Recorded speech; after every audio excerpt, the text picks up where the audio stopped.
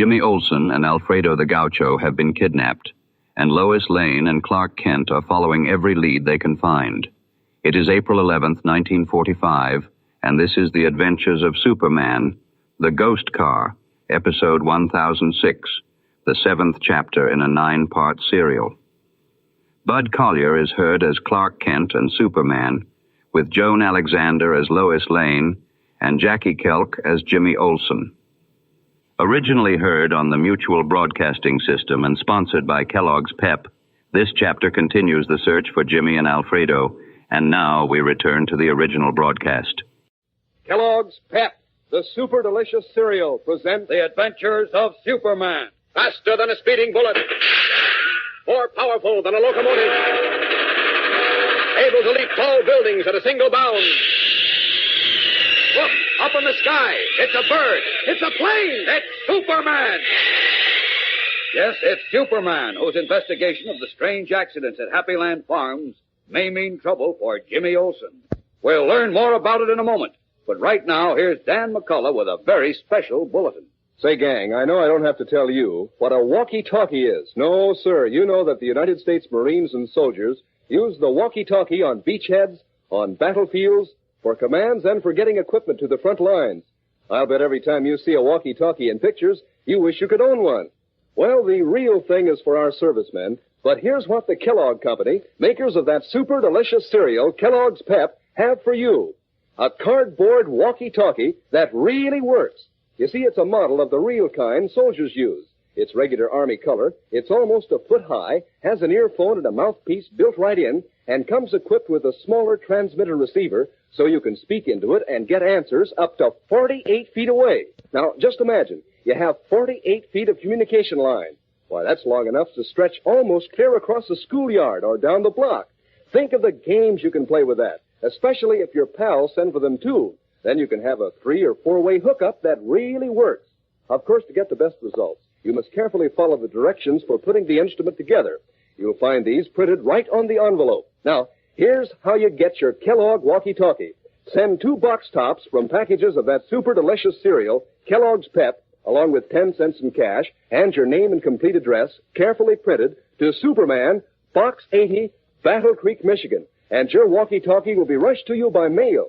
Remember now what you have to do. Send 2 box tops from packages of Kellogg's Pep, along with 10 cents in cash, and your name and complete address, clearly printed to Superman, Box 80, Battle Creek, Michigan.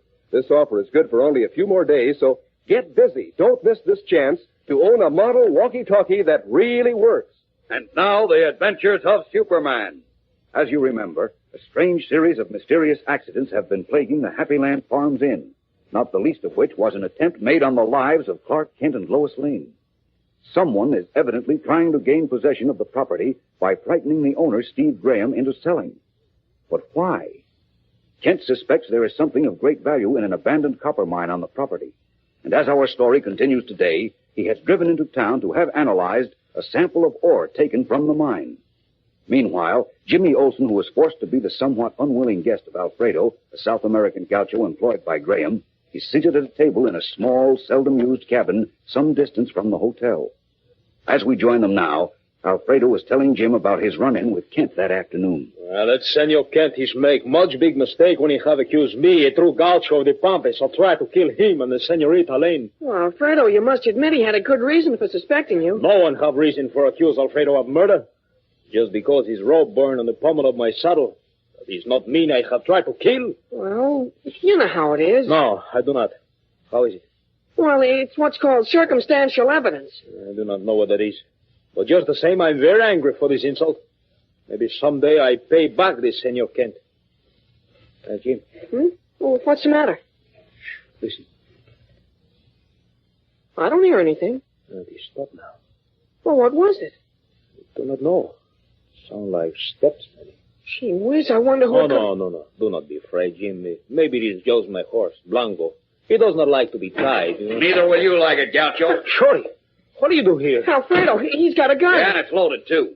Don't touch that bullwhip, Gaucho. Reach for the ceiling. You too, kid. I'm no kid, and don't Hey, you... Shorty, what is the matter with you? You go loco, maybe, no? Keep those hands up and turn around, both of you. Hey, what is this? A gag? You'll find out soon enough, sonny boy. So will your friends back at the inn. I warn you, Shorty. If you put one dirty thing on this boy, Jim, I tell you apart with my bare hands. Save the big talk for somebody else, Gaucho. Walk over to the bed. Alfredo does not take orders from coyote like you. Do as I say or I'll drill you. Better do what he says, Alfredo. Ah, very well. For you, I do this, Jim. Now, look, Shorty, or whoever you are, Button you your can't... lip. Stand where you are, understand? Now, put your hands behind you, Alfredo, and lie down on the bed, face down. Huh? Go on, do what I tell you. Don't try any funny stuff, either. Someday, Shorty, I will get you for this.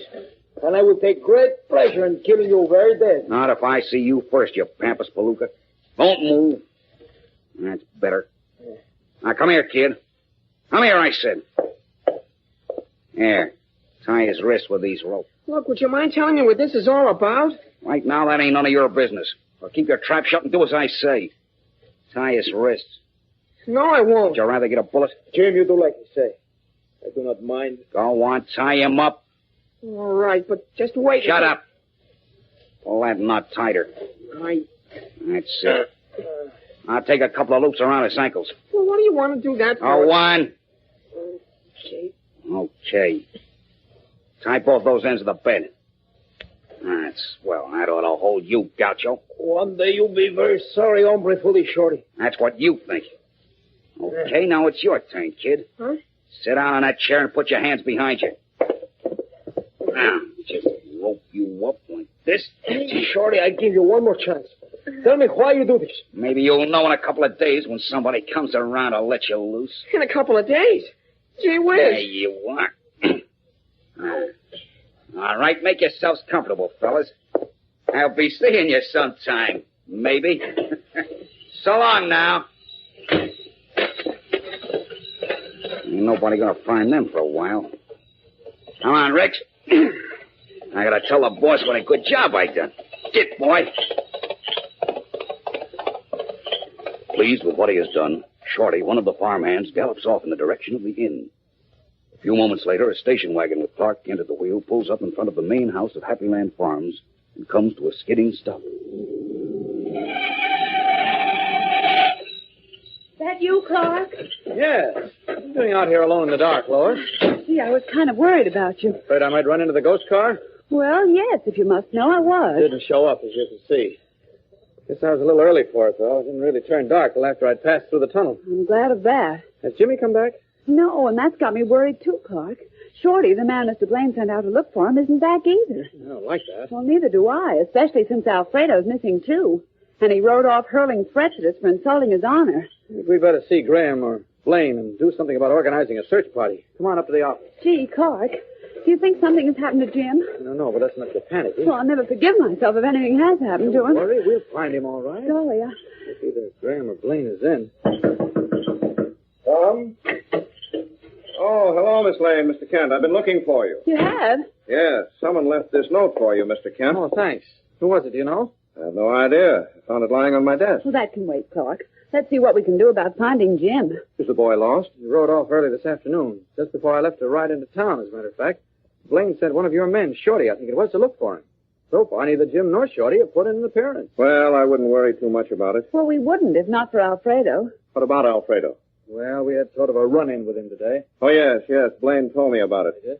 You accused him of trying to kill you by sealing you in the old mine. Oh, no, we didn't exactly accuse him. It was just that certain circumstantial evidence made it look that way. Well, Alfredo's pretty hot-headed like most Latins, but I wouldn't be too concerned about it. I wonder. He rode off in a boiling rage, Mr. Graham, threatening to pay us off. I'm afraid maybe he found Jimmy and took... forget it, Miss Lane. Alfredo never means half the things he says. He cools off very quickly. That's what I thought. But just the same, I'd like... Oh, excuse me. Hello? Who left this Graham note? speaking. Huh? Well, why don't you open it and see? Well, that would be a good idea. What? He did. Well, when was that? Uh-huh. Led to where? That's not so Wait, good. Scott. I think What's you that, better Clark? organize the search Here. party. Read this. Round up every available man. Yes, we'll join you right away. Good heavens. This is awful. That was Blaine, calling from the bunkhouse. Shorty just came back and reported following a trail left by young Olson and Alfredo down to the creek where he lost Clark, he is with Alfredo. him. Easy, Miss Lane, easy. I still don't think there's any cause for Oh, alarm. no? Read this note, Mr. Graham. Clark Kent. I got the kid Olson, and I'm going to hold him until you scram. If you don't get your nose out of things around here by tomorrow noon, anything can happen to him. It's not signed. What'll we do? We've got to find Jim. We'll find him. You can count on every hand we've got here to help. I just told Blaine to organize a search party. Of course, it might be better if you just do as it says in the note. You mean leave? Yes, it would be the easiest way. Oh, wait a minute. Then the boy would be returned to you safely. What guarantee have we of that? Well, that's what the note says. And then neither you nor Miss Lane nor anyone would be taking any risk. Oh, I don't care what anyone else does. I, for one, am not budging from this place before Jimmy is found and returned. That goes for me, too. Come on, Lois. Let's join the search party. Leaving Graham's office, Clark Kent and Lois Lane hurry out to join the search party being organized by Blaine. Will they find Jimmy, or are they just going to be led astray by the false information given them by the wily Shorty? We'll know more in a moment. But first, let's stand by for a timely tip. Say you'd better call a meeting of your gang right away and remind them that there are only a few days left to send for their Kellogg model walkie-talkies. Remember, all you need to do is to send 2 box tops from packages of super delicious Kellogg's Pep, along with the dime, and your name and complete address, clearly printed, to Superman, Box 80, Battle Creek, Michigan. Why, what a kick you'll get when this grand Kellogg model walkie-talkie arrives. You see, this Kellogg cardboard model is made to look like the real thing. It's regular Army color, almost a foot high, and really works. It has an earphone and a mouthpiece built right in, and comes equipped with a receiver transmitter and 48 feet of communication line. This means that you can hold conversations with someone 48 feet away, while you can even whisper across the cord and still be heard at the other end. Now, you probably have one open package of Pep at home, so ask your mother to get you one more package so you can send in the 2 box tops with your dime right away. And say, tell your mother that when she takes the top off that second box, it won't affect the freshness, because Kellogg's Pep is wrapped airtight inside the package. Now get busy, gang. Work fast and send those 2 box tops into dime, along with your name and complete address, clearly printed to Superman, Box 80, Battle Creek, Michigan. This is your big chance to get a model walkie-talkie that really works. And now, back to the adventures of Superman. While Clark Kent and Lois Lane are joining a search party to find him, Jim Olsen is tied to a chair in an old cabin. Alfredo, the gaucho who brought him there, is trussed up and tied to a cot. As we join them now, Alfredo is valiantly struggling to free himself. I'm afraid you're working for nothing, Alfredo. You'll never be able to get free. You did a good job when you tied me here, Jim. But don't you worry. I think I'm going to get free. Well, I sure hope so. But even if you get off the bed, your hands and feet will still be tied. You will see what I do. And the rope, she's sleeping. Now, one good twist like this. Oh, gee whiz, you did it. I tell you I do it, no? Now, I just roll off the bed. So, I push me to my feet. Jump over to the table. You see, Jim? Hey, that's swell. Now what are you going to do? Yeah, now with his lamp, I'm going to burn the rope off my hand. But first, I must take chimney off. Hey, be careful, Alfredo. You're pushing the lamp to the edge of the table. No. Caramba, the lamp should be sleeping. Try again. Hey, look out. It's going to topple over. Madre mia, she falls.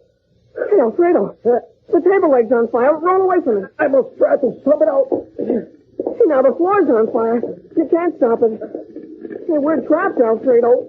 We're trapped.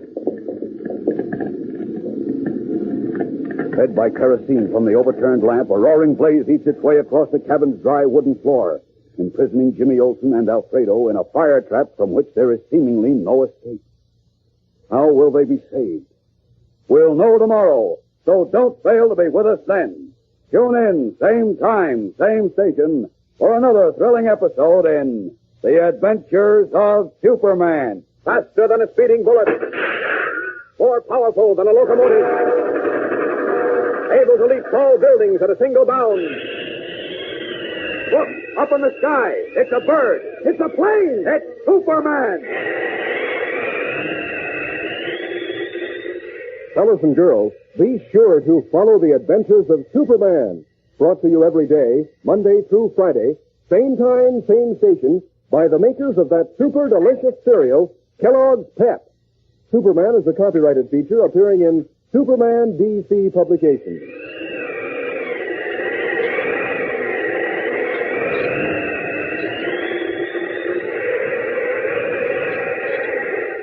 This is the Mutual Broadcasting System. That was the adventures of Superman in the Ghost Car. Thank you for sharing a few minutes with this long-running radio series.